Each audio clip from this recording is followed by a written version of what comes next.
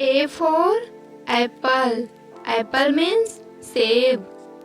B for ball. Ball means गेंद. C for cat. Cat means बिल्ली. D for dog.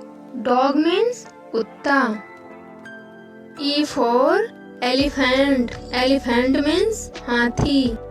F for frog. Frog means मेढक. G for goat.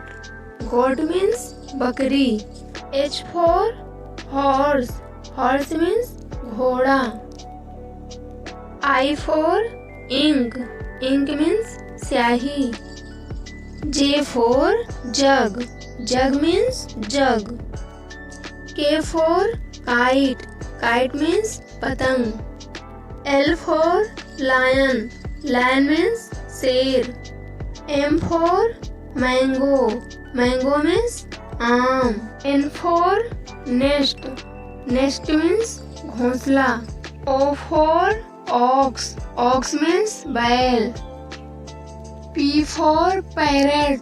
Parrot means तोता. Q for queen. Queen means Rani. R for rabbit. Rabbit means खरगोश. S for sun. Sun means Suraj. T for tiger. Tiger means बाघ.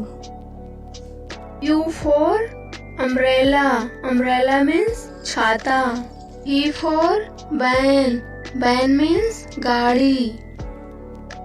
W for whale. Whale means whale.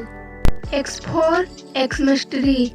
Xmas-tree means Xmas-tree. Y for yak.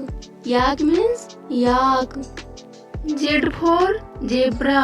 Zebra means zebra.